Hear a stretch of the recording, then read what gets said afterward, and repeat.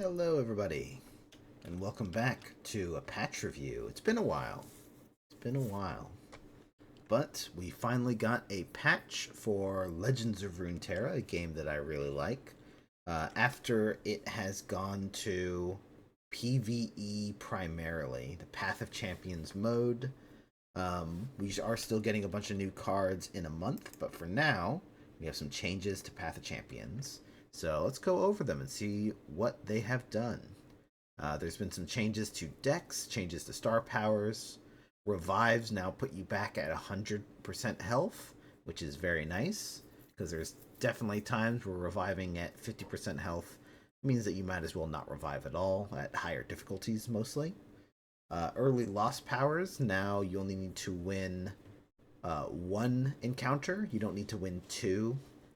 So as long as you can do one, there's some people that don't like that at all, but it does have a purpose.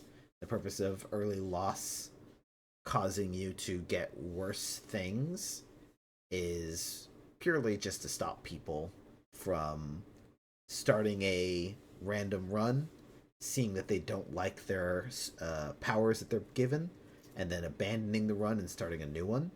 There has to be some kind of disincentive to stop people from just giving themselves the best possible start. Which, I mean, you can argue that like it's PvE and why limit it, but you want to curate the experience. You want people to be able to have fun, and people will, if they're given the ability to, optimize themselves out of having fun by just giving themselves the best possible thing instead of working through it and actually having a interesting challenge when they're given things that aren't necessarily the best for their run. In any case, it was kind of punishing before, especially people trying to ram their heads against the new Lissandra run. So now all you have to do is just win the first one, and then you're fine. And even if you fail it, you're getting random common powers instead of the same three things. Wild Fragment cap has gone from 50 to 200. That is probably the biggest thing. And let's go ahead and just look at an example of it. After a couple days, you can see that I was at 50. I was at 50 for months because I have nothing else to spend it on. And now I'm at 63 out of 200. Thank goodness. That does mean that the cost might go up when we start getting constellations, but I think that is still fine. There's no problem with that. So, anyway. Victory reward, you get more fragments. Monthly challenges, cosmic blessings instead of cosmic pearls. Cosmic pearls gave you +1 starting mana, which was incredibly powerful. It was made it worth it to just run that for that effect more than it being a way to ramp up your XP growth. Now you only get +1/+1, very minor effect, but it is probably a good change. I wasn't one of the people that was abusing it, and I was using it to get the extra mana, or the extra experience to just kind of boost some new champions up into the higher levels so that they can fight Aurelion Sol and Lissandra. But yeah, I'm not going to shed any tears over that. It's probably fine. But let's start looking at the specific changes to champions. First up, we have Bard. Bard, his level 2, or his 2-star ability, went from planting a chime in your deck when you draw a card with a chime to now planting 2 chimes if you draw a card with a chime. This is going to exponentially increase the number of chimes in your deck, and the size of the creatures you're going to get, which is definitely very helpful against some of the higher level Aurelion Sol or Lissandra things. You need to have very high stats to deal with that if you're trying to just compete with them on pure stats. Additionally, at level 9, we can look over here. At level 9, you get a Banana Blaster instead of a Babbling Balladeers. So we can look over here. You get a Banana Blaster, which means that you're able to turn chimes and stats into removal and damage. He even comes with an Ancient Coin, so that you can play him on 3. So it's not messing up the curve of your deck. And before you were getting a like another unit in hand, which I guess the point of that was so that you won't run out of units in hand to put chimes on, but that very rarely happened. The next change is once you hit level 12, you are going to get a Cosmic Binding with +1 damage, and doing 3 damage instead of 2 is actually a pretty big change. That's actually a break point for removing some units. It no longer makes a Poro like it used to, but a lot of times you'd have a full board and you wouldn't get a Poro anyway, or you don't really want a Poro. Bard wants things to have better stats, so summoning just a 1/1 is not a very good blocker, especially a lot of times against Overwhelm or if things have Challenger. So, yeah, I think just doing more damage is going to make more of a difference than getting a little Poro. It also makes it a better reactive tool instead of something you would do just trying to get a Poro for 5 mana. Next up, we have Evelyn. Evelyn is getting a change. Here we go. Evelyn Vora now has +2 health early on, and then gets regeneration at level 18. And that is going to matter a lot, specifically because of the star power. When you level up an ally champion, grant allies everywhere +2/+2. You really want allied champions or your Evelyn to level up, and you want Evelyn to keep leveling up, which means you don't want too many allies to die before you put your Evelyn in play, so that you can maximize the number of times Evelyn is able to go back and forth and just buff everything in your entire deck. So that means that this change here, where you have a Vora that is more resilient and less likely to die, is better than what it used to be, which was that there was a Warden's Prey with a Shadow Totem, which was a 1-drop that gave you an ephemeral 1-drop, which means you were getting early deaths. And yes, that was putting more things in your hand, so you can get more stuff to die, but you don't want that early, so you'd much rather have something very resilient with that regeneration. So that is a big change, big fan. Gnar. Gnar, not really one of the best champions here, and also just kind of boring. The change they did here is that your Wallop starts at 2 costs, the one you get every round, and if you already have one, reduce its cost. So your Wallops, you're able to play a Wallop turn 1, where before you could not. It's still the same thing where it's pretty powerful. You get a stun every turn, but you actually have to play it, compared to Yasuo, where you get it for free. And the Heroic Refrain is no longer Grifter's deck, so you're not getting a bunch of buffs in your deck. Instead, you are getting damage when you play Primal Strength. And that is a change that I think is just going to help Gnar. Gnar, you want to be able to ping them for damage. Now you can play this buff on a defensive turn, still hit the opponent, and still trigger all of your if an opponent took damage this turn effects, which includes your star power, which goes off of that. Does this make Gnar more interesting? Probably not, but it makes Gnar more consistent, a bit better, now that Wallop is something you can affordably play every turn. Next up, Kai'Sa, and I just tried out a Kai'Sa match recently, trying this out. Second Skin gets Stopwatch very early on, so now instead of it being a slow spell to give all the keywords, transfer all of them over to your Kai'Sa, you get to do that for basically free. It's 0 mana, it's burst speed, you can do it in response to things. There's not many keywords that you care about getting in response to anything, but it basically lets you not have to pass priority. So not the hugest deal, especially if we look over here at Kaisa, especially when you consider having this relic right here, which, I mean, you don't need to do because Kaisa already has Evolve, but when any unit dies, grant me its keywords.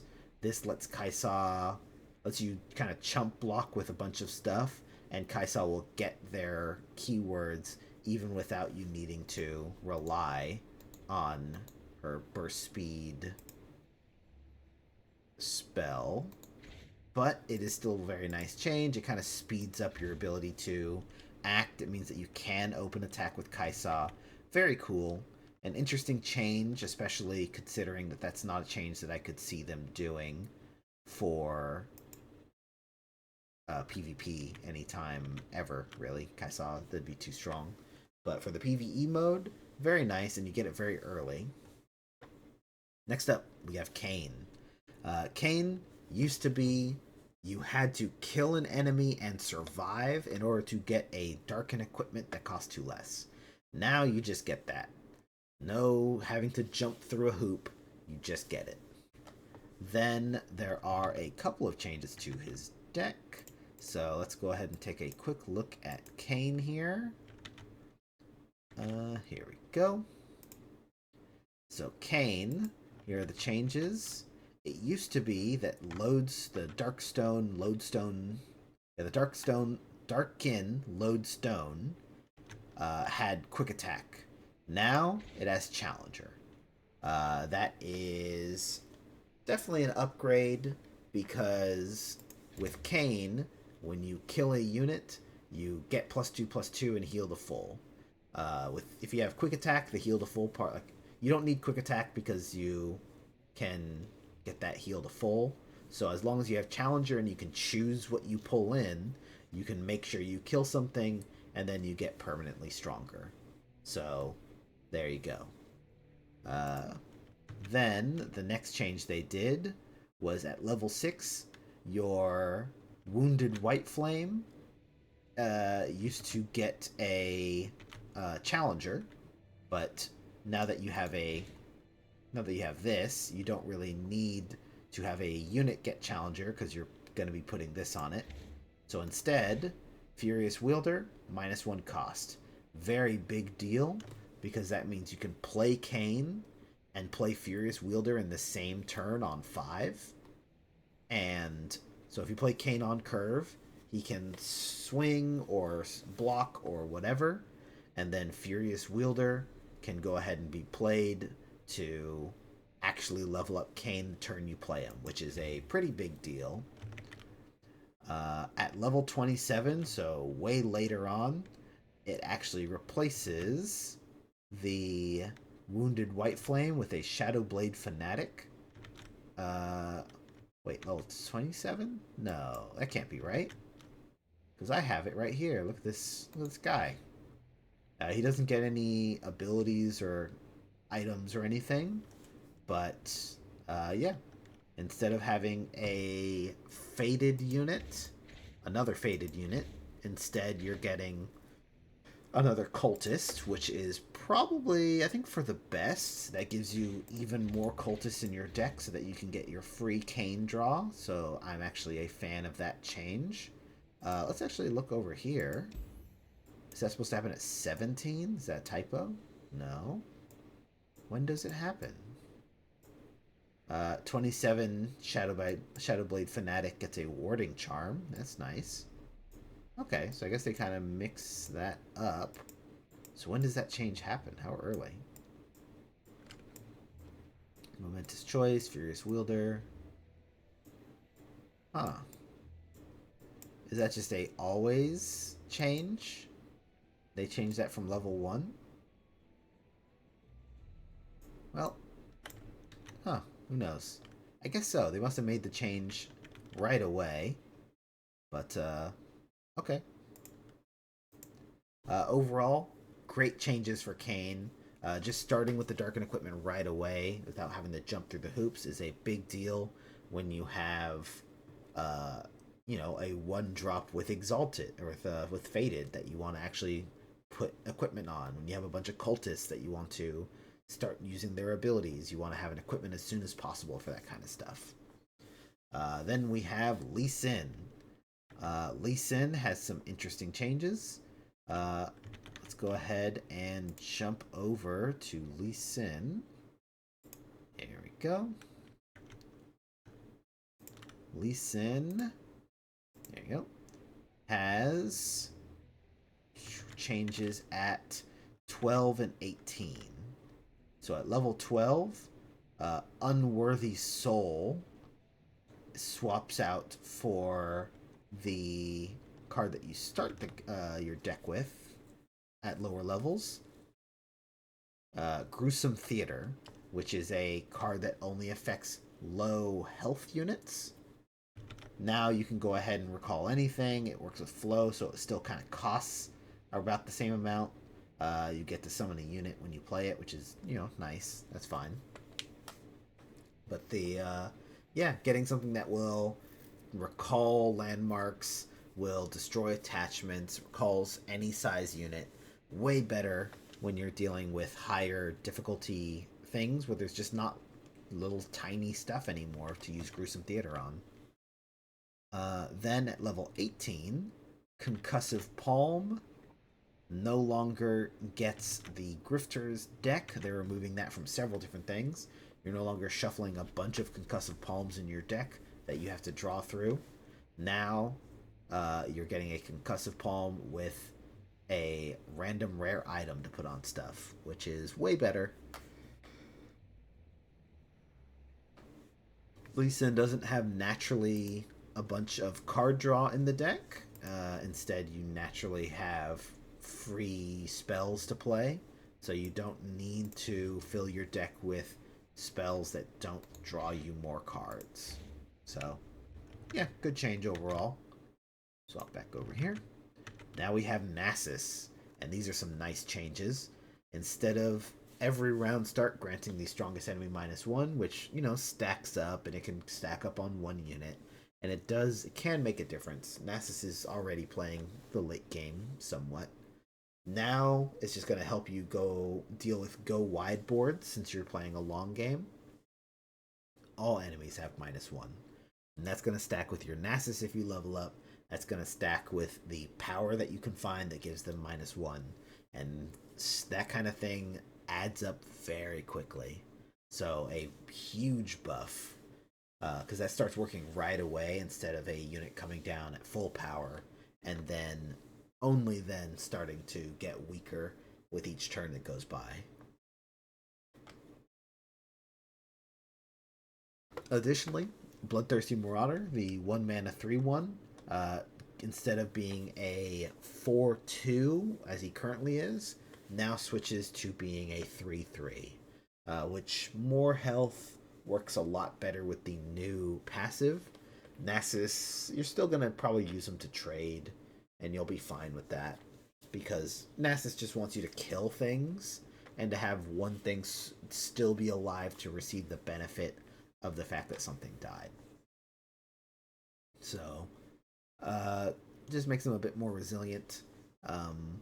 Not being a 3/3 instead of a 4/2, probably not the best, but it's fine. It's just your one drop. You probably cut it from your deck at some point anyway. Next up, we have Neela.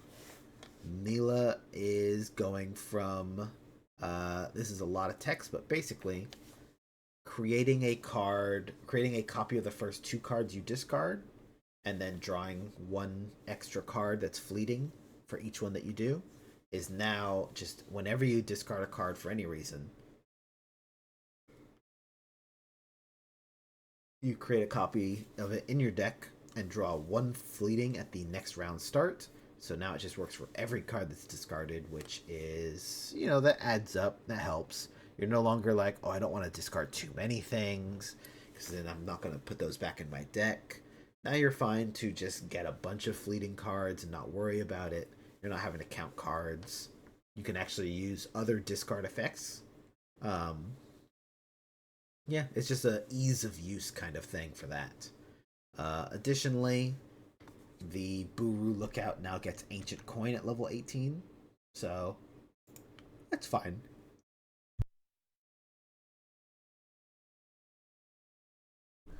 So, yeah, overall, that's just going to make Neela feel a bit better to play. You don't have to be worrying as much. And now the biggest change of all, Ornn, who is considered one of the weakest, now at game start, instead of summoning the Forge, which I mean was thematic, that was cool, I kind of liked it. But you're now just going to get the effect of Ornn's Forge, but better, because you're getting a zero cost fleeting time and dedication. So you're getting the time and dedication still, but it's zero cost, so you can actually start using it right away. It is still fleeting, and that's fine because it's zero cost. As long as you have a unit, you're able to play it. And at the 3-star, still the same effect basically. You're still creating the zero cost one. You're still, when you forge each round the first time, forge again, so you get a double forge. The main thing is that you no longer have something taking up space on the board, and you no longer have to spend actual mana on your foraging that you're doing. So very cool, very nice change. Ornn will feel a lot better to play. Uh, Other than that, there's not going to be an event pass for the new expansion coming out in a month, but there is going to be still some cosmetics and things that you'll be able to unlock. So it's just not going to be a paid pass. It's not going to be as big as a pass. Seems to be what we're saying here. Also, standard and eternal queues are being extended to the next expansion. Makes sense. There's some bug fixes across the board here. Added new items as well, which is pretty cool. I've seen a couple of them show up already. Yeah, and big thing is I was seeing Titanify showing up on things that were already with that amount of stats, so it wasn't doing anything. So that's nice. Spirit of Buru Relic was a thing I noticed because I was trying to use that on Aurelian Soul since he lowers the stats or the cost of champions to zero a lot of times, but it Spirit of the Buru wasn't working when I lowered something to zero, only if it was exactly one. By the wording, it's supposed to work with things at zero. Now it's a lot more usable when you're lowering the cost of stuff. Yeah. And then apparently there was some kind of bug with Nar's star power. That seems like a pretty bad one. I haven't been playing Nar because he's not my favorite. He's not as interesting as he could be. Yeah. So there we go. Those are all the changes. Overall, there's enough to make playing a lot of these be a lot more interesting, viable. In the same way that a lot of times variety patches with PvP, it's like, oh, maybe I want to try this deck again because there's been a little twist, little little change. Let me pick it up again and see how it feels. And that's what that's doing here for the PvE. Still a lot of changes, big overhauls on the horizon. I'm looking forward to those. But until then, I'm still going to be playing Path of Champion, doing one run a day. It's just kind of been my routine. And it's still fun, still having fun. So, those are the patch notes. I'll see you guys in a month for the big patch when we start seeing some reveals. Um, but you can also check me out on Twitch where I play my wins of the day, a Path of Champions run every day, and still playing PvP because, deck building's still fun. There's still people on there. So, yeah. Hope you guys enjoy. Make sure to leave a like and a subscribe and all that to keep up with things involving Runeterra as they come out. And yeah, keep playing the game. It's still very fun. I still recommend it. The gameplay pattern is still great. If you like PvP, play PvP. If you're willing to play Path of Champions, I think it's a pretty fun game mode. I think it has a lot of room to improve, but I think they're going to be working on it. So, yeah, that's my say on it. You guys have a good one, and I'll see you next time.